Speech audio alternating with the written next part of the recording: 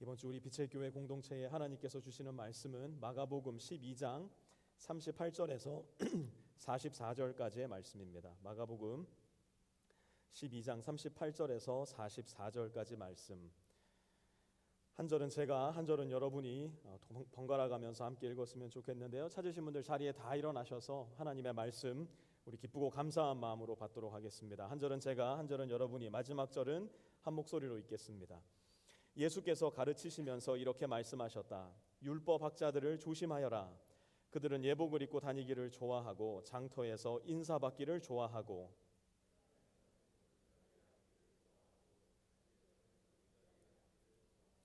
그들은 과부들의 가산을 삼키고 남에게 보이려고 길게 기도한다. 이런 사람들이야말로 더 엄한 심판을 받을 것이다.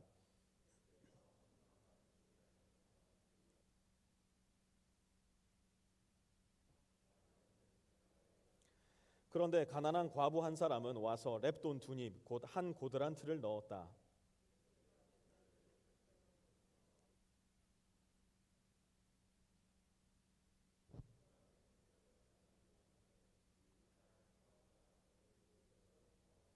같이 읽습니다. 시작. 모두 다 넉넉한 데서 얼마씩을 떼어 넣었지만 이 과부는 가난한 가운데서 가진 것 모두 곧 자기 생활비 전부를 털어넣었다. 아멘. 자리에 앉아주십시오. 인류의 역사는 전쟁의 역사이다라는 말이 있습니다. 인류가 이렇게 발전해 왔던 역사를 보면 그 한가운데 꼭 무엇이 있었냐? 전쟁이 있었기 때문에 생긴 말입니다. 구석기 시대 우리 선조들은 뭘 가지고 전쟁을 했을까요? 짱돌을 들고 전쟁을 했습니다. 누가 더 큰 짱돌을, 누가 더 신속하게 돌려서 사람을 칠 수 있는가, 이것이 전쟁의 성패를 가름지었습니다. 신석기 시대, 이제는 그 짱돌을 그대로 쓰는 게 아니라 갈아서 날카롭게 만들어 전쟁을 시작을 했고요. 철기 시대에 접어들면서부터는 그 짱돌에서 철을 뽑아내서 그 철을 불에 붓고 녹여서 틀을 만들어 무기를 만들어 사용하기 시작을 합니다. 그 이후에 인류는 먼 거리에서도 서로를 공격할 수 있는 무기를 만들어내기 시작했는데요. 우리가 잘 아는 활이 나오기 시작했고, 그 다음으로는 대포가 나오기 시작했고요. 이제는 뭐까지 나왔냐면 대륙과 대륙 사이를 갖다가 이렇게 공격할 수 있는 미사일까지 나와 있는 상황입니다. 그런데 오늘날에는요, 이처럼 서로의 피를 흘리게 하는 이런 전쟁 말고 또 다른 형태의 전쟁을 우리는 날마다 치르고 있습니다. 아마 이런 말 들어보셨을 거예요. 무역전쟁, 환율전쟁, 유가전쟁. 요즘은 무슨 말까지 나왔냐면 코인전쟁이라는 말까지도 나와버렸습니다. 뭡니까? 이제는 활을 쏴서, 대포를 쏴서 상대를 죽이는 게 아니라 돈으로 상대를 죽여버리는 시대가 열려버리고 만 겁니다. 돈으로 한 국가의 경제력을 완전히 파탄내가지고 그 안에 살고 있는 국민들이 죽어버리게 만드는 일들이 비일비재하게 일어납니다. 이게 우리의 일상에서는 안 일어나나요? 돈으로 내가 평가받고 돈으로 내가 너의 삶 전체를 판단해버리는 일, 아마 날마다의 일상 가운데 우리에게 일어나는 크고 작은 전쟁들이 아닐까 생각을 해봅니다. 우리는 소위 말해서 쩐의 전쟁 시대에 살고 있는 겁니다. 이 쩐에 얼마나 큰 힘이 있는지 성경에서도요, 한 장 넘길 때마다, 거짓말하는 게 아니라 여러분 성경을 한번 잘 봐보세요. 한 장 넘길 때마다 한 장 걸러 한 번씩 나오는 이야기가 이 돈의 이야기라고 해도 과언이 아닙니다. 돈 이야기가 정말 많이 나오고요. 오늘 본문도 마찬가지입니다. 예수님은 하필이면 그분의 지상 사역 마지막 일주일, 얼마나 중요한 시간입니까? 그 중요한 시간에 돈 이야기를 하십니다. 쩐의 전쟁 이야기를 하고 계세요. 불행하게도 이 쩐에 완전히 찌들어 있는, 아니 이 사람은 쩐에 찌들 사람이 아닌데 머리를 극적이게 만드는 의외의 사람 한 사람이 오늘 본문에 등장하고요. 이 쩐을 보고 완벽하게 비웃어버리는, 그래서 이 쩐의 전쟁에서 너끈하게 승리를 해버리는 굉장히 의외의 인물 또 한 사람을 만나보게 됩니다. 오늘 그 쩐의 전쟁 속으로 함께 들어가 보려고 하는데요. 38절부터 시작을 해봅시다. 예수께서 가르치시면서 이렇게 말씀하셨다. 율법학자들을 조심하여라. 예수님께서 가장 슬프면서도 가장 현실적인 말씀을 하세요. 뭐라고 말씀하셨습니까? 율법학자들을 뭐하라고요? 조심하여라. 만약 오늘 예수님께서 이 자리에 서셔서 저와 여러분에게 말씀을 전하신다면 이렇게 말씀하시는 거예요. 목사들을 조심하여라. 아프고 괴로운 마음으로 오늘 말씀을 들어야 됩니다. 저에게 또 혹은 여러분이 타주로 이사하셔서 새롭게 몸을 이룰 교회에서 만약 예수님의 말씀이 드러나는 목회자들에게 이런 모습이 보인다면 여러분 조심하셔야 될 텐데요. 38절 이어서 볼게요. 그들은 예복을 입고 다니기를 좋아하고. 여러분이 조심해야 할 목회자 첫 번째 모습은 뭐냐? 예복 입기를 좋아하는 인간입니다. 뭐 목사라고 할 필요도 없어요. 그냥 인간이에요. 예복 입기를 좋아하는 인간. 여러분 조심하셔야 돼요. 율법학자들의 예복은 무엇이었을까요? 쉽게 이야기하자면 가장 많은 사람들 눈에 가장 쉽게 눈에 띄는 가장 화려하고 값비싼 복장이 율법학자들의 예복이었어요. 여러분 저는요 목회자들이 막 일부러 찢어지고 뭐 허름하고 정말 우리 목사님 거지 같다 이런 이야기를 들을 만큼 그렇게 허름한 복장을 하고 다녀야 된다고 생각하지 않아요. 목회자들도 할 수만 있다면 깔끔하고 깨끗하고 인간으로서 마땅히 갖추어야 할 존엄성을 보여줄 수 있는 복장 얼마든지 해도 됩니다. 그리고 목회자들에게 그러한 복장이 필요하기도 합니다. 그러나 목회자가 겉으로 드러난 자기의 겉모습을 속으로 연결해야 할 예수님의 인격과 인품을 담는 것보다 더 집착한다면, 더 좋아한다면, 그리고 저에게서 또 여러분이 만나게 될 앞으로 목회자들의 모습 속에서 그러한 모습이 보인다면 여러분 그 목회자 조심하셔야 돼요. 그 인간을 여러분 정말 조심하셔야 됩니다. 벤 커비라는 우리 달라스 이웃입니다. 달라스에 사시는 분인데요. 이분이 책을 한 권 썼어요. 책 제목이 우리말로 하면 운동화와 목회자입니다. 운동화와 목회자. 이제 4월 달에 출판이 될 텐데요. 저도 재미로 사서 한 권 읽어보려고 합니다. 이분이 미국 전역의 목사님들을 관찰을 한 거예요. 그런데 소위 말해서 미국에서 급성장하고 있는 교회들의 목사들 가운데 굉장한 공통점을 발견을 한 거예요. 그게 뭐냐? 이 목사님들을 가만 보니까 죄다 너무너무 값비싼 스니커스, 운동화를 신고 있더라는 거예요. 근데 그 운동화가 얼마인가 이렇게 이분이 조사를 해봤더니 뭐 기본 5,000불짜리 운동화를 신고 설교를 하더라는 겁니다. 뭐 운동화를 어떻게 만들면 5,000불이 되는지는 모르겠지만 어쨌든 그렇게 고가의 운동화를 신고 목회를 하는 분들이 계시더라는 거예요. 그분들이 입고 있는 자켓을 이렇게 조사를 해보니까 뭐 10,000불 상당의 자켓을 입고 설교를 하는 분들이 많더라는 거예요. 여러분 오해하지 마세요. 이 시대 대다수의 목회자들은요 월마트에 가서 티셔츠 한 장 살 때도요 굉장히 고민합니다. 이거 내가 사도 괜찮을까? 이거 살 수 있을까? 이런 고민하는 목회자들이 대부분이에요. 지금 제가 언급했던 고가의 운동화를 신는 목사님들도 마찬가지였을 거예요. 그런데 왜 이분들은 이렇게 비싼 운동화, 비싼 자켓, 비싼 가방을 드는 것에 욕심을 내게 된 것일까? 처음부터 그분들은 그랬던 것일까? 아무도 제동을 안 걸어줬을 거예요.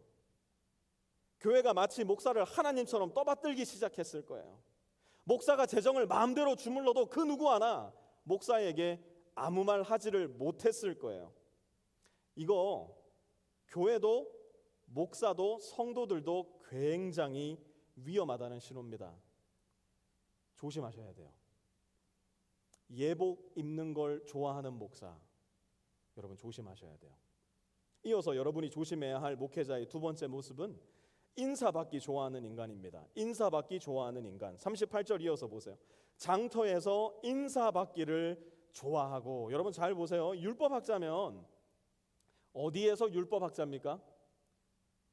그 당시 회당에서 율법학자였고요. 그리고 성전에서 율법학자였어요. 그런데 이들은 어디에 가서도 인사받기를 좋아한대요. 장터에 가서도 랍비님이시여, 선생님이시여, 사람들이 그 앞에서 굽신굽신하는 모습을 너무너무 좋아했던 거예요. 자기를 알아봐주고 호칭으로 자기를 불러주는 것을 좋아하는 사람들. 여러분 목사는 어디서 목사입니까? 목사는 교회에서 목사예요. 그리고 저는 목사가 권위를 갖는 유일한 순간은 강단 위에서 여러분에게 하나님의 말씀을 올바르게 대변할 때뿐이라고 저는 생각을 합니다. 강단에서 내려오면 저는 여러분의 아저씨고 여러분 자녀들의 삼촌이에요. 어디를 가서도 목사라고 불리는 것을 즐겨하는 것, 어디를 가서도 닥터 누구누구, 레버런 누구누구 불리는 것을 좋아한다면 그 목사 조심하셔야 됩니다. 저는 오늘날 우리 현대 그리스도인들의 가장 큰 문제 중 하나를 이걸로 봅니다. 목사를 교회에서만 보는 거예요. 강단 위에서 말하는 목사만을 여러분이 기억하고 있는 거예요. 그러다 보니까 무슨 목사가 대단한 사람인 줄 알아요. 목사는 죄도 안 짓고 부부싸움도 안 하고 완벽하고 완전한 슈퍼맨이라고 여러분이 착각을 해버려요. 절대 그렇지 않습니다. 여러분들이 부부싸움 하는 만큼 부부싸움 하고요, 여러분들이 삶 가운데 저지르는 많은 죄들을 저 역시도 고민하고 때로는 짓고 회개하고 무릎 꿇고 다시 넘어지는 삶을 반복하고 있다는 거 여러분 기억하셔야 돼요. 목사도 그냥 아저씨예요. 목사도 그냥 삼촌일 뿐입니다. 만약 여러분이 목사를 어려워한다, 목사가 불편하다, 우리 목사님이 이런 생각이 여러분 마음 가운데 있다, 그거 굉장히 위험하다는 신호입니다. 어디를 가서도 인사받기를 좋아하는 목사, 여러분 조심하셔야 돼요. 세 번째로 조심해야 할 목사, 어떤 목사인가? 모든 것의 중심이 되기를 좋아하는 인간, 여러분 조심하셔야 돼요. 39절 보세요. 회당에서 높은 자리에 앉기를 좋아하고 잔치에서는 윗자리에 앉기를 좋아한다. 높은 자리, 윗자리에 왜 그렇게 앉고 싶어 하는 걸까요? 먼저는 자꾸 앉혀주니까, 자꾸만 높은 자리에 앉으라고 하니까 거기에 익숙해져 버린 거예요. 높은 자리에 앉아서 윗자리에 앉아서 뭐 하는데요? 말하는 거예요. 그거를 가만히 듣고 있는 겁니다. 그렇게 다른 사람들이 자기 이야기에 귀를 기울여야지만 속이 시원하기 때문이에요. 여러분, 이제 내일부터는 모두가 백신을 맞을 수 있습니다. 저도 드디어 맞습니다. 아마 hopefully, 그리고 우리 모두가 기도하고 있지만 아마 곧 함께 만나서 식사도 하고 커피도 할 수 있는 날이 오지 않을까 생각을 해봅니다. 그때 지금 사실 우리 성도님 굉장히 잘하고 계세요. 저를 상석에 앉히지 마세요. 상석에 앉으면 돈을 내야 됩니다. 앉히지 마세요. 저를 어디를 가서도 저를 부르면요, 우리 목사님이 한마디쯤 해주시겠지, 우리 목사님의 입에서 뭔가 좋은 말이 나오겠지, 기대하지 마세요. 밥을 먹으러 불렀으면 밥을 먹으면 되잖아요. 커피를 마시러 불렀으면 여러분들의 이야기를 해주셔야지 왜 제 이야기를 들으려고 그러세요? 일주일에 한 번씩 이 강단에서 저는 최소한 30분, 1시간씩 여러분들에게 일방적으로 말을 쏟아냅니다. 때로는 그 말이요 굉장히 폭력적일 때도 있어요. 제 실수이고 부족함이에요. 더 나아가 지금 1년째 코로나가 시작되고 나서는요, 우리 성도님들 중 저한테 그래요. 목사님 유튜버, 우리 목사님은 유튜브셔, 막 이런 이야기를 하세요. 월요일부터 금요일까지 매일매일 유튜브에 그 무수한 소음 공해를 제가 쏟아냅니다. 그 정도 들었으면 됐지 뭘 또 불러가지고서는 이런 이야기 저런 이야기 들으려고 하세요. 저한테 친구로서, 형으로서, 동생으로서, 아버지로서 여러분의 이야기를 들려주셔야죠. 저 그거 하고 싶어요. 동시에 여러분 기억하세요. 제가 어디를 가도 자꾸 상석에 앉으려고 하고 자꾸 윗자리에 앉으려고 하고 내 자신이 드러나지 않는 자리라면 내가 거길 왜 가? 내가 말할 기회도 한 번 안 주는데 내가 거길 왜 가? 제가 그렇게 변해가는 모습이 보이거들랑 저에게 경종을 울려주세요. 저는요, 여러분이 알려주지 않으시면, 여러분이 손들고 이야기해주지 않으시면 얼마든지 매우 자연스럽게 이렇게 변해갈 거예요. 또 여러분이 조심해야 할 목사는 어떤 목사인가? 가난한 사람들의 돈을 좋아하는 인간이에요. 가난한 사람들의 돈을 좋아하는 인간. 40절 보세요. 그들은 과부들의 가산을 삼키고, 여러분 잘 보세요. 예복을 입고 다니는 걸 좋아합니다. 인사받기를 좋아합니다. 상석에 앉기를 좋아합니다. 이러한 습성을 갖게 된 종교 지도자는 필시 돈에 지대한 관심을 가질 수밖에 없을 거예요. 100%입니다. 돈을 싫어하는 사람은요 아무도 없어요. 저 돈 되게 좋아해요. 여러분이 좋아하는 것보다 더 좋아할지도 몰라요. 그런데 돈을 좋아한다 하더라도 돈에 잡아 먹히는 사람이 있고요. 돈을 좋아해도 돈을 잡아 먹을 줄 아는 사람이 있어요. 돈과의 전쟁에서 돈의 포로가 되어서 돈 앞에 빌빌거리는 사람이 있고요.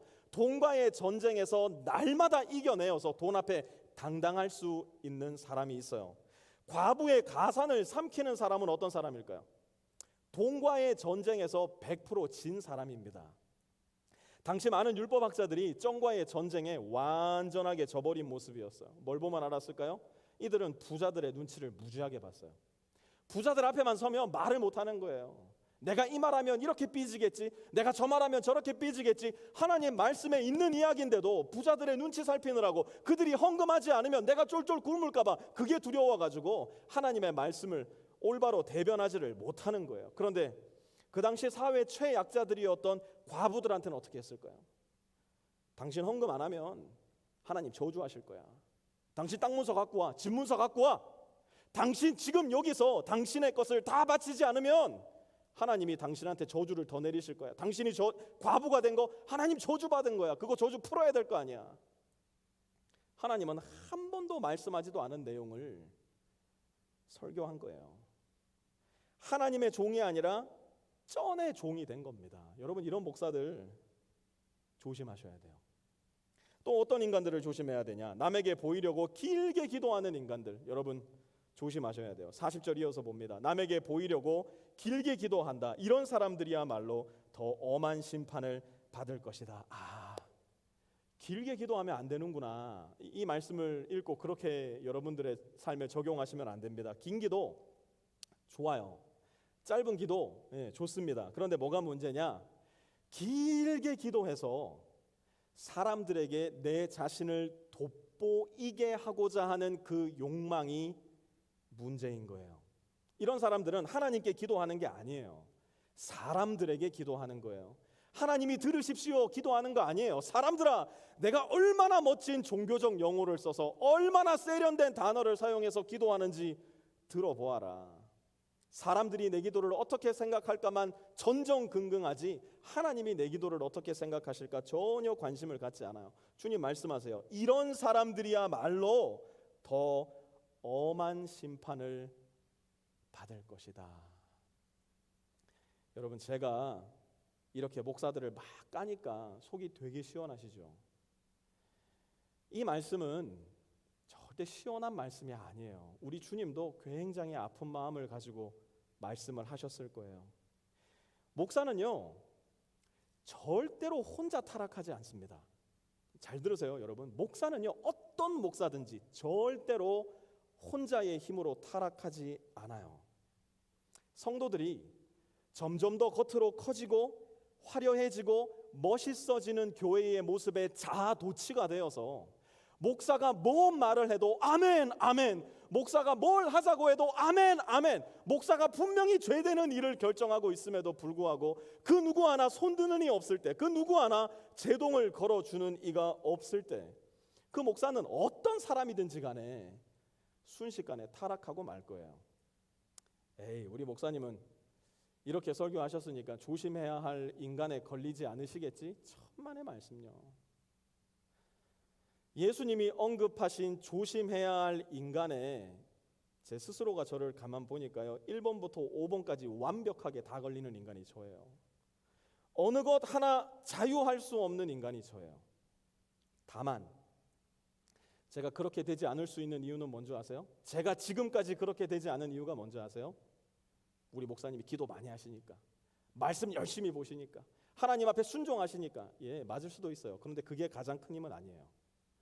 여러분이 있어서 제가 그 마음 지킬 수 있는 겁니다. 여러분이 그런 목사를 가만히 내버려 두지 않으시기 때문이에요. 제가 조금만 삐딱해진다 치면 목사님, 여러분이 말씀해 주시기 때문이에요. 주일날 설교 시간에 조금이라도 하나님 말씀에서 벗어나는 이야기를 하는 것 같으면 목사님, 오늘 말씀 가운데 이렇게 이야기하고 있었는데요, 목사님 왜 그렇게 생각하셨는지 이야기해 주실 수 있겠습니까? 여러분이 저에게 말씀해 주시기 때문이에요. 여러분, 제가 하나 부탁드릴게요. 저로 하여금 가급적이면 이렇게 초심을 자꾸만 잃는 목사가 되게 해주세요. 초심을 잃는 목사가 어떤 목사냐? 여러분 저는요 이렇게 생각했어요. 요 정도 목사가 되면 되겠구나. 그런데 목회를 하고 보니까요, 우리 성도님들의 수준이 높아요. 그래서 제가 요 정도 수준에 있게 만들지 않고요, 더 하나님의 성품을 닮아가셔야 됩니다. 더 하나님의 말씀대로 사셔야 됩니다. 더 하나님의 말씀에 붙잡히셔야 됩니다. 여러분이 저한테 도전을 해주시는 거예요. 저의 초심에 머무는 게 아니라 저의 초심보다 더 하나님 닮은 형상으로, 더 예수 그리스도의 장성한 분량에 이를 수 있도록 여러분 저를 지켜주시고 격려해 주시고 때로는 경고해 주시고, 그리고 많은 시간 저와 우리 가정을 사랑해 주시고 기도해 주시기 바랍니다. 저는 여러분이 조심해야 될 인간이 되고 싶지 않아요. 여러분과 함께 기쁘고 즐겁고 감사한 마음으로 믿음의 여정을 걸어가는 여러분의 동료요, 동역자요, 형제가 되고 싶어요. 그런가 하면 오늘 본문 속에는요, 우리 주님의 눈에 띈 전혀 다른 종류의 한 사람이 또 등장하는데요. 41절, 42절 함께 보시죠. 예수께서 헌금함 맞은 쪽에 앉아서 무리가 어떻게 헌금함에 돈을 넣는가를 보고 계셨다. 많이 넣는 부자가 여럿 있었다. 그런데 가난한 과부 한 사람은 와서 렙돈 2닙 곧 한 고드란트를 넣었다. 가장 연약하고 가장 비참하지만 그 누구 하나 그를 돌보아 주는 이 없었던 가난한 과부가 예수님의 눈에 띕니다. 왜 눈에 띄었을까요? 이 여인이 렙돈 2닙, 마가의 말에 의하면 한 고드란트를 헌금함에 넣은 거예요. 그게 얼마인데요, 목사님? 오늘날 가치로 따지자면 아무리 많이 잡아도 1불이 넘지 않는, 기껏 해봐야 50센트 가량 되는 작고 작은 금액을 이 여인은 헌금함에 넣은 것이에요. 그런데 놀랍게도 예수님이 이 여인의 헌금에 충격을 받으신 거예요. 제자들을 급하게 불러 모읍니다. 43절 보시죠. 예수께서 제자들을 곁에 불러놓고서 그들에게 말씀하셨다. 내가 진정으로 너희에게 말한다. 헌금함에 돈을 넣은 사람들 가운데 이 가난한 과부가 어느 누구보다도 더 많이 넣었다. 예수님이 그 당시 화폐 가치를 모르셔서 이 말씀을 하신 걸까요? 2렙돈이 어느 정도의 가치가 있는지를 모르셨던 걸까요? 매일 성경만 보고 매일 전도만 하시니까 예수님 화폐 가치를 모르시네, 그 이유였을까요? 천만에요. 예수님은 그 당시 화폐 가치를 정확히 알고 계셨어요. 그럼에도 불구하고 예수님께서 이 여인의 헌금을 칭찬하신 이유가 무엇인가? 여러분 잘 들으세요. 예수님이 보시는 헌금의 가치가 우리가 생각하는 현금의 가치와 다르기 때문이에요. 예수님이 보시는 헌금의 가치가 우리가 생각하는 현금의 가치와 다르기 때문이라고요. 44절 보세요. 모두 다 넉넉한 데서 얼마씩을 떼어 넣었지만 이 과부는 가난한 가운데서 가진 것 모두 곧 자기 생활비 전부를 털어 넣었다. 여러분 분명 일부를 넣었는데요, 그 일부를 누가 넣었느냐에 따라 하나님의 시야에는 그 일불이 0.0000001센트가 되기도 하고요, 누가 그 일부를 하나님께 들었느냐에 따라서 하나님의 눈에 그 돈은 100만 불, 1000만 불이 되기도 한다는 거예요. 저는 이걸 하나님 나라의 환율이라고 말하고 싶어요. 바로 여기에 저와 여러분이 마주하고 살아가는 날마다의 삶 가운데 펼쳐질 쩐과의 전쟁, 곧 돈과의 전쟁의 승패가 달려 있다고 생각합니다. 내가 쩐과의 전쟁에서, 돈과의 전쟁에서 이기면서 살아가는가 혹은 지면서 살아가는가, 여러분 이 두 가지만 우리가 한번 잘 점검해 봤으면 좋겠어요. 첫 번째, 나의 드림이 고통스러운 드림인가, 나의 드림이 고통스러운 드림인가, 여러분 점검해 보셔야 돼요. 이 여인이 지금 무엇을 드렸습니까? 가난한 가운데 생활비 전부를 털어 넣었어요. 이 여인의 심정을 한번 생각해 보시겠어요? 이 2렙돈 이거만 있으면 그래도 어디 가서 오늘 하루 내 식사는 해결할 수 있을 텐데, 이거 날 위해서 쓰면 그래도 오늘 밤 따뜻하게 지낼 장작이라도 좀 구할 수 있을 텐데, 그 모든 것을 제쳐놓고 하나님께 드리기로 결정했을 때 그 마음에 고통이 있지 않았겠어요? 그때 이 여인의 마음에 있었던 생각은 무엇이었을까요? 이거 드리면 하나님이 원 데나리온으로 뻥튀기 해가지고 나한테 30배, 60배, 100배로 돌려주시겠지, 그 마음이었을까요? 전혀요. 사람의 중심을 보시는 예수님께서는 이 여인의 중심도 분명히 보고 계셨을 거예요. 이 여인의 생각은 무엇이었을까요? 지금까지 내가 산 것도 하나님의 은혜이고 오늘 내가 숨쉬고 있는 것도 주님의 은혜이니 내 두 렙돈만으로라도 하나님께 영광을 드릴 수 있다면, 이것도 주님께서 기뻐 받아주신다면 내 기꺼이 이거 드리고 내 인생을 주님께 다시 한번 걸어보고 싶습니다. 이 여인의 마음 가운데 그 생각 있지 않았을까요? 이 여인은 율법학자의 강요에 의해서 억압적으로 드린 게 아니에요.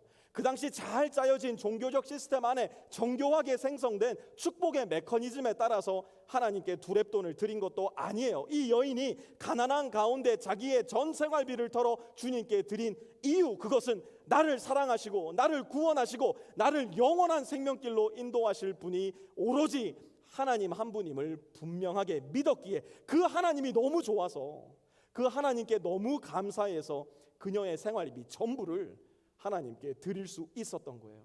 그녀 마음 가운데 있었던 궁핍함의 고통을 뛰어넘어 버린 것이죠. 내 손 안에 있는 이 두 렙돈이 나의 구원이라는 그 시대의 거짓말을 완전하게 죽여버리고 나의 구원은 오직 주님 한 분이십니다. 그 신앙 고백을 이 여인은 그녀의 두 렙돈으로 하나님께 드리고 있었던 거예요. 두 번째 우리가 점검해야 할 드림은 내 드림이 행복한 드림인가 점검을 해보아야 합니다. 아니 목사님, 지금 방금 고통스러운 드림이 돼야 한다 해놓고 뭐 또 행복한 드림이 돼야 된다고 점검해보라 그러면 뭘 어떡하라는 겁니까? 생각 드실 거예요. 근데 여러분 그거 아세요? 막 고통스러운데 되게 행복한 순간이 있어요. 그게 우리 인간입니다. 한국에서 이렇게 목욕탕 가는 거 좋아하셨던 분 계시죠? 한국에서 열탕 들어가 보셨습니까? 발을 이렇게 뜨거 하는데 굳이 거길 들어가요. 그 이상한 민족이야, 우리 민족은. 근데 거기 딱 몸을 담궜을 때 어떻게 합니까? 막 타 죽을 것 같이 고통스러워하다가 시원해 되게 좋아하시잖아요. 여기 막 가고 싶어가지고 지금 조금 나아지면 이제 킹스파도 가시고 뭐 저기 어디야 또 하나 더 있잖아요. 거기도 가셔요. 또 저기 그 콜로니에 있는 그 네브래스카 가구점에 가면요 이렇게 안마 의자가 쫙 있습니다. 거기 가서 딱 앉으면 어떻게 됩니까? 이렇게 우리 등뼈로 쫙 안마기가 올라올 때 아파 막 하다가 시원해 막 고통스러운데 행복하고 즐거운 느낌이 드는 것이죠. 우리가 전의 전쟁에서 지지 않으려면요 우리의 드림이 그런 드림이 돼야 돼요. 굉장히 고통스러워요. 돈은요 우리에게 중요해요. 돈을 사소하게 여기시면 안 돼요. 그러나 그 드림을 할 때 내 마음 깊숙한 곳에서 나도 모르게 기쁨과 즐거움과 행복이 솟아나오는 거예요. 고린도후서 9장 1절 한번 보세요. 유대에 있는 성도들을 돕는 일을 두고 나는 더 이상 여러분에게 글을 써보낼 필요가 없습니다. 바울이 선교할 당시에 가장 가난한 동네는 유대 예루살렘 교회였습니다. 안 그래도 그 지역은 가난한 로마 제국 지역에서 가난한 사람들이 많은 지역이었는데 또 가뭄이 들어서 그야말로 먹을 게 없어진 상황이었습니다. 그래서 바울은 자기가 개척한 교회들로부터 유대 성도들을 도울 구제금을, 헌금을 준비하라고 이야기를 했어요. 그런데 고린도 교회 성도들에게 이렇게 말해요. 이것에 관해서는, 곧 헌금에 관해서는 더 이상 여러분에게 더 쓸 필요가 없습니다. 왜요? 고린도 교회 성도들이 알아서들 헌금을 잘 준비를 한 겁니다. 사실 고린도 후서를 좀 더 들여다보면 이건 반어법에 가까운 표현이긴 한데요. 그러면서 바울이 헌금을 드릴 때의 원칙을 이렇게 가르쳐줘요. 7절 보세요. 각자 마음에 정한 대로 해야 하고 아까워하면서 내거나 마지 못해서 하는 일은 없어야 합니다. 하나님께서는 기쁜 마음으로 내는 사람을 사랑하십니다. 전의 전쟁에서 이기려면 행복한 드림이 내 드림이 돼야 돼요. 기쁜 마음으로 드림이 나의 드림이 되어야 한다는 겁니다. 여러분 헌금하면 일어나는 일을 제가 여러분들께 분명하게 말씀드릴게요. 100% 여러분에게 일어나는 일, 헌금하면 30배, 60배, 100배의 축복으로 하나님이 나에게 돌려주시겠지. 여러분 그런 일 안 일어나요. 안 일어납니다. 절대로 안 일어납니다. 왜? 이미 저와 여러분은요 기본 300배, 600배, 1000배의 재정적인 축복을 받고 태어난 사람들이에요. 우리가 한국에서 태어났거나 미국에서 태어났으면 이미 우리는 하나님께서 그러한 재정적인 축복을 주고 시작을 했다고요. 기본 300배를 먹고 들어간 사람들이 저와 여러분들이라고요. 헌금하면 생기는 일, 100% 헌금하면 생기는 일 제가 가르쳐 드릴게요. 잘 들으세요. 헌금하면 헌금하면 내 지갑이 내가 헌금한 만큼 딱 빕니다. 진짜예요. 믿으세요, 여러분. 제가 뭐 앵간하면 뭐 믿으세요 이런 말 안 하잖아요. 헌금하면 여러분이 헌금한 그 액수만큼 정확히 여러분의 지갑이 펴요. 헌금하면 여러분이 사고 싶어가지고 3개월 전부터 눈여겨봤던 아마존 카트에 담겨있는 그 가방, 그 옷, 그 신발, 그 무엇이 됐건 간에 여러분이 헌금한 정확히 그 액수만큼 여러분은 그걸 살 수 없게 될 겁니다. 아니 목사님 근데 왜 기뻐요? 아니 목사님 그런데 왜 내 드림이 행복한 드림이 될 수 있어요? 아니 목사님 그런데 왜 내 드림이 기쁜 드림이 돼야 됩니까? 이게 말이 됩니까? 예, 말이 돼요. 말이 돼요. 잘 들어보세요. 내가 오늘 드린 헌금으로 인해서 무슨 일이 일어나느냐? 오늘 너무너무 궁핍하고 가난해서 굶어 죽을 수도 있었던 사람이 오늘 내가 드린 헌금으로 인해서 오늘 하루를 살 수 있는 방법이 생기기 때문이에요. 오늘 내가 드린 헌금이 어딘가 외로움 속에서 홀로 울고 있는 그 사람에게 기쁨과 즐거움과 격려가 될 수 있기 때문이고요. 오늘 내가 드린 헌금이 나는 한 번도 보지 못했어, 나는 누군지도 알지 못해, 그러나 지구 반대편에 있는 그 누군가에게 의료 혜택이 되고 교육 혜택이 되고 살아갈 수 있는 생필품이 제공되는 도구가 되기 때문에, 더 나아가 오늘 내가 그렇게 드린 헌금이 하나님의 눈에 하나님 나라의 환율로 정확히 측정되어서 하나님의 마음에 다 기억되기 때문에 우리는 고통스러운 마음으로 그러나 동시에 행복하게 드릴 수 있는 사람이 돼요.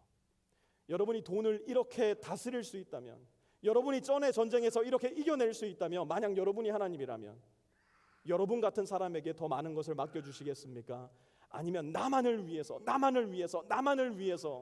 이야기하는 사람들에게 더 많은 것을 맡기시겠습니까? 오늘은 특별히 두 가지 구체적인 적용을 함께 하면서 말씀을 마치려고 해요. 첫 번째, 우리 교회가 올해 예산을 세우면서요, 기회가 될 때 우리도 교회 자체 건물을 준비해야 되지 않겠는가, 그래서 시드 머니를 준비하기로 했었어요. 우리 운영위원 집사님들이 먼저 계획하시고 말씀해 주셔서 작년에 2021년 재정을 세우면서 그것을 좀 계획을 했고요. 또 사무총회 때 우리 성도님들 전체가 다 동의해 주셔서 잘 통과가 됐었습니다. 그리고 그 금액이 지금 우리 교회 세이빙 어카운트에 들어가 있어요. 그 돈이 세이빙 어카운트에 들어간 날 우리 재정 운영 집사님께 문자가 왔어요. 목사님 통장 들어가셔서 한번 확인해 보십시오. 제가 그 통장을 보고요, 너무 좋았어요. 제가 10번도 넘게 더 들어가서 그날 그 세이빙 어카운트의 금액을 보고 또 봤던 것 같아요. 마치 우리 교회 건물이 생긴 것 같았어요. 야, 이제 우리 교회도 드디어 뭘 좀 제대로 해볼 수 있겠구나. 너무너무 좋았어요. 그런데 의외로 주님께서 저에게 그렇게 말씀하시는 것 같았어요. 야, 좋냐? 예, 주님 너무 좋은데요. 이제 뭐 막 부자 된 것 같고 막 건물 생긴 것 같고 그런데요. 주님이 제 마음속에 나는 별로 안 좋다, 이 말씀을 자꾸 하시는 것 같은 거예요. 왜 그럴까? 언제 갖게 될지도 모를 교회 건물을 위해서 혹시 우리가 지금 당장 가난하고 궁핍하고 오늘 하루도 살기 힘든 우리의 이웃을 외면하고 있지는 않을까, 하나님께서 제 마음에 생각하게 해주셨어요. 특히 지난 한파를 거치면서요, 다행히 우리 교회에는 그렇게 큰 어려움을 겪은 성도님들이 많이 계시진 않았는데 이 달라스 전체에 정말 큰 어려움 속에 빠졌던 분들이 많이 계셨어요. 그런데 제 마음속에 망설임이 생기더라고요.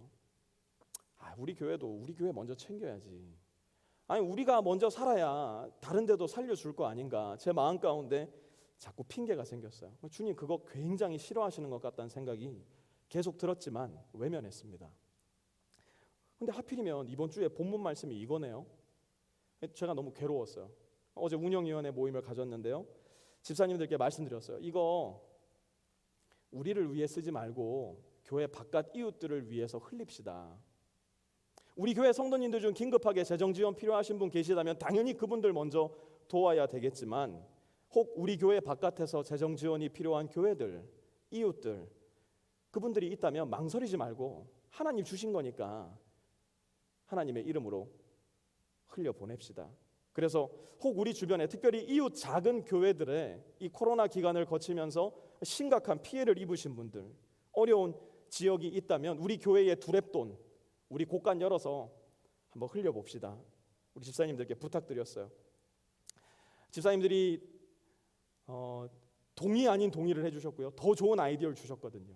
그래서 그 더 좋은 아이디어로 이제 우리 주변에 혹시라도 우리의 곳간을 열어서 우리의 두랩돈이 필요한 교회가 있는지, 이웃이 있는지 찾아보기 시작할 겁니다. 그리고 그 교회가 찾아지면 우리 교회 성도님들께 동의를 구하고 우리 교회 정관에 의해서 70% 이상의 성도님들이 동의해 주시면 그 재정을 차례차례 우리의 이웃 교회들 그리고 이웃들을 위해서 우리 교회의 두랩돈을 우리 곳간을 열어 흘려보낼 계획입니다.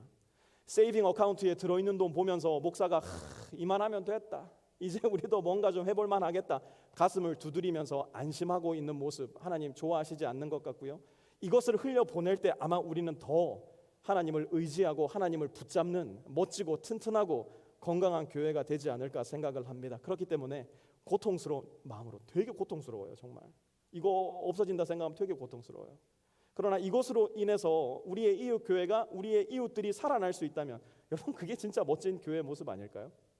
고통스럽지만 행복한 마음으로 교회적으로 우리가 먼저 흘려보낼 수 있는 빛의 교회가 되었으면 좋겠어요. 두 번째, 다음 주가 부활주일입니다. 우리가 부활주일을 기뻐하는 이유가 뭡니까? 삶은 계란에 예쁘게 페인트 칠해가지고 그거 서로 나누어 주니까, 밖에 나가서 애들이랑 에그 헌팅하니까 그래서 부활절을 기뻐하고 즐거워하는 건가요? 아니죠. 우리 주님의 부활하심으로 우리도 알게 된 거예요. 아하, 이 세상에서의 유한한 삶이 끝이 아니라, 이 땅에서의 연약해지고 늙어지고 병들어가는 내 몸이 끝이 아니라 주님께서 약속하신 영원한 삶이 있구나. 주님께서 말씀하신 영화로운 삶, 죽음이 생명을 이겨내지 못하는 또 다른 차원에서의 삶이 있구나. 우리 주님 때문에 알게 된 거예요. 이것을 믿는 사람들은요, 전의 전쟁에 임하는 자세가 남다를 수밖에 없을 겁니다. 이 세상이 우리가 가진 전부가 아니니까요. 이 세상에서 살아가는 우리의 유한한 시간이 우리가 가진 전부가 아니라는 걸 부활의 주님을 보면서 분명하게 알게 되니까요. 그래서 다음 주 부활 주일에는요, 우리 모든 성도님들이, 가정의 교회에 있는 모든 성도님들도 마찬가지, 이 전의 전쟁을 한번 해보려고 해요. 고통스러운 드림, 그러나 행복한 드림을 우리 모두가 함께 해보고 싶어요. 방법은 이렇습니다. 여러분 스스로가 내 마음에 고통을 줄 만큼의 금액을 한번 생각해 보세요. 다 쓰고 요만큼 남네, 요거 하면 되겠다, 그거 말고 진짜 내 마음에 고통을 줄 만한 금액. 야, 이거 진짜 내가 오랫동안 하고 싶었던 거 할 수 있는 건데, 이거 진짜 내가 한번 해보고 싶었던 일인데, 그래서 이걸 하지 않으면 여러분의 한 부분이 뜯겨 나가는 것처럼 고통을 줄 만한 금액을 한번 마음에 떠올려 보세요. 어차피 떠올려도 안 할 거잖아요. 그러니까 일단 한번 떠올려는 보시라고요. 떠올려 보시고요. 그 금액 그대로, 혹은 나는 진짜 이건 너무 아파서 못하겠다, 처음부터 아마 그 결정을 쉽게 내릴 수 있는 분은 없을 거예요. 그러나 연습하셔야 돼요. 그 금액보다 조금 못하더라도 여러분 마음에 정한 그 금액을 빛의 교회에 헌금하지 마시고요, 여러분 스스로가 교회가 되셔서 여러분이 알고 있는 가난하고 외롭고 소외되고 아픈 이웃들에게 여러분이 교회가 되어 흘려보내보세요. 가능하다면 여러분의 이름을 숨기고 그 일을 해주시면 좋을 것 같아요. 그래서 얼빙의 교회, 포워스의 교회, 알링턴의 교회, 달라스의 교회, 맥키니의 교회, 프리스큐의 교회, 프라스퍼의 교회, 여러분 스스로가 살고 있는 그 지역, 여러분들의 이웃이 있는 그곳에 여러분이 교회가 되어서 고통스럽고 행복한 드림을 할 수 있다면 여러분 정말 하나님 여러분들의 삶을 기뻐하실 거예요. 목사님, 저는 주변에 뭐 어려운 이웃이 누가 있는지 잘 모르겠어요. 부끄러운 줄 아셔야 돼요. 찾아보셔야 돼요. 문을 두드려 보셔야 돼요. 전화해 보셔야 돼요. 문자 보내 보셔야 돼요. 혹시 요즘 어려운 일 없냐고, 혹시 요즘 제가 기도해 드릴 일 없냐고. 우리 가족 괜찮으니까 다 괜찮겠지 생각하지 말고, 여러분들 주변에 하나님께서 여러분들과 함께 하라고 여러분들에게 보내주신 이웃들에게 관심을 갖는 마음으로 다가가 보셔야 돼요. 찾고 또 찾았는데도 목사님 전 도무지 모르겠습니다. 그러면 내가 다음부터는 더 열심히 찾아봐야지라는 생각을 가지고 교회로 헌금하세요. 전에 전쟁 이렇게 써가지고 헌금하세요. 그 모든 금액은요, 우리 교회 이웃들, 이웃 교회들, 어렵고 소외된 사람들을 위해서 흘려보내고 여러분들에게 보고 드리도록 할게요. 사랑하는 빛의 성도 여러분, 나만을 위해 돈을 쓰면요, 돈을 보면 무서워요. 돈을 보면 벌벌벌 떱니다. 이거 없으면 죽는 줄 알아요. 돈이 나의 구원이 되어버린 거예요.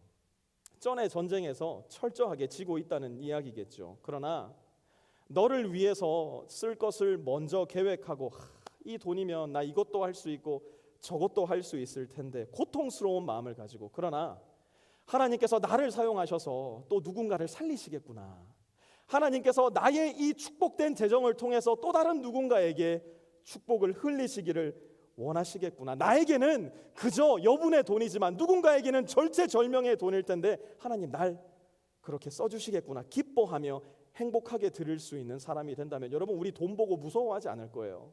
돈 앞에 벌벌벌 떨지 않을 거예요. 돈의 지배를 받지도 않을 거예요. 오히려 돈을 보면 비웃어주고 그 돈을 마음대로 주물러 주며 하나님께서 쓰라고 명하신 그대로 그 돈을 쓸 수 있는 돈의 주인들이 될 거예요. 부활의 주님을 기뻐하고 감사하고 그분께 큰 영광 올려드리는 일, 여러분의 지갑을 비우는 거 아닐까요? 정과의 전쟁에서 이기는 거 아닐까요?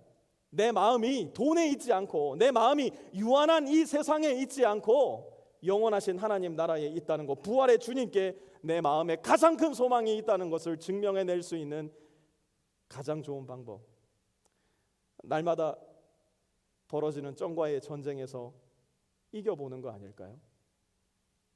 돈 앞에 벌벌벌 떨고 빌빌빌거리는 가난한 부자 말고, 돈 앞에서 당당하고 돈을 비웃어 줄 수 있고 돈을 주물러 줄 수도 있고, 그래서 돈을 하나님께서 원하시는 방법대로 흘릴 수 있는 멋있고 품위 있고 아름다운 부자들 다 되시는 우리 빛의 성도님들 되시길 부탁드립니다. 우리 오늘 말씀을 기억하면서 말씀을 거두는 기도 함께 하나님께 드리길 원하는데요, 이렇게 기도합시다. 목회자들의 타락과 탈선을 보면서 허탈해하기보다 우리 목사님은 우리가 지킨다라는 마음을 가지고 목회자를 위해 기도하고 경고하고 격려하고 사랑하는 성도가 되게 해주십시오. 전에 전쟁에서 지지 않도록 고통스럽지만 행복한 마음으로 나의 이웃들을 위해 나에게 맡겨주신 돈을 흘려보내는 우리 교회, 그리고 제가 되게 해주십시오.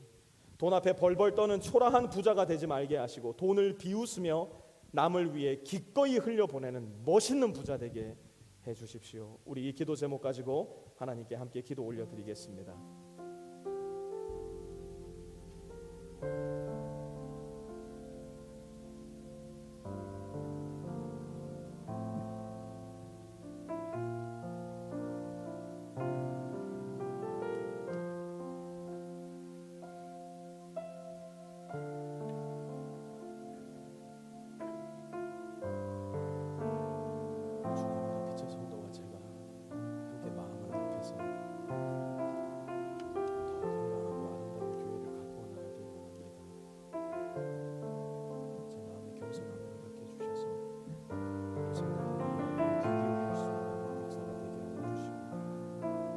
성도들이 경고할 때 겸허히 그 경고를 들을 줄 아는 목사, 우리 성도들이 칭찬해 줄 때 그 칭찬을 주님께로만 올려 들을 수 있는 목사, 우리 성도들과 진심으로 사랑하고 진심으로 그 사랑을 마음껏 나눌 수 있는 목사가 제가 되게 하여 주시옵소서.